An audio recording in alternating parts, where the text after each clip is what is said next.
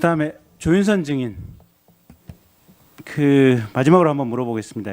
아까 우리 도종환 의원께서 질의할 때 2015년 국정감사에서도 이 블랙리스트에 관한 문제 제기가 있었다고 하니까 그렇다고 답변을 하셨죠. 예, 그 교문위에서도 지적해 주신 사항입니다. 2015년 당시에 증인은 정무수석이었죠. 저는 2015년 5월에 그만뒀습니다. 그러면 2015년 국정감사 당시에는 아무것도 아니었나요? 예, 저는 쉬고 있었습니다. 쉬고 있었습니까? 예. 저 화면 한번 좀 띄워보 주실래요? 박근혜 대통령.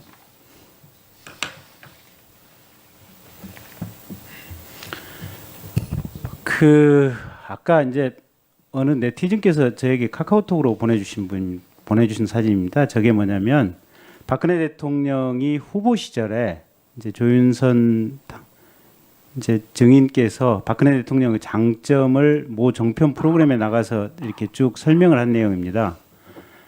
다시 한번 앞으로 첫 화면으로 한번 가볼까요? 박근혜 대통령 애국심으로 가득 차 가까이에서 본 박근혜 대통령. 다음 페이지로 한번 가보시죠. 박근혜 한결같고 공명정대한 인물이다. 다음 페이지 한번 가보시죠. 박근혜 소탈한 모습 보여주고 싶을 정도. 다음 페이지 한번 가보시죠. 박근혜 상의하고 소통하는 모습 보여. 한번 다음 페이지 가보시죠. 박근혜 대통령께 배운 건 원칙과 진심이다. 다음 페이지 한번 가보시죠.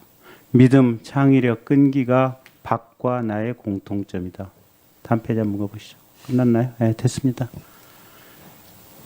저는 저 얘기를 드리고 싶습니다. 그러니까 2015년도 국정감사에 조윤선 증인이 무관이었다면, 아무 직책이 없었다면 그 점에 대해서는 조윤선 증인 본인을 탓할 수는 없을 겁니다.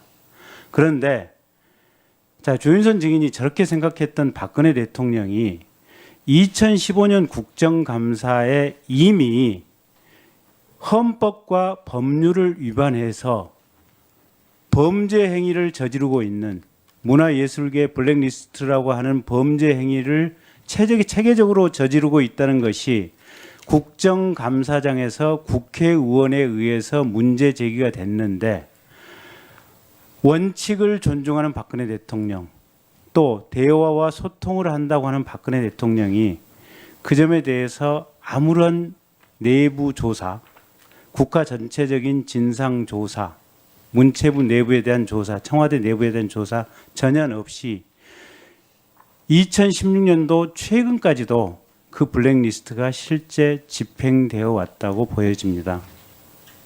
그러면 결국 박근혜 정부의 철학, 박근혜 정부의 사고, 아까 하태경 의원께서 정확하게 지적을 했다고 봅니다.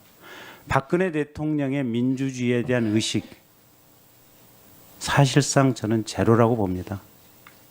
그런데 그런 박근혜 대통령을 저런 수사로서 당선시키는데 일조를 했던 우리 조윤선 증인, 또 문체부 장관이 돼서도 그와 같은 국회의 꾸준한 문제 제기에 대해서도 제대로 파악도 하지 못하고, 심지어는 본인이 정무수석으로 재직하고 있을 당시에 밑에 있던 부하 비서관 2명이 곧 영장이 청구되는 것으로 알고 있습니다.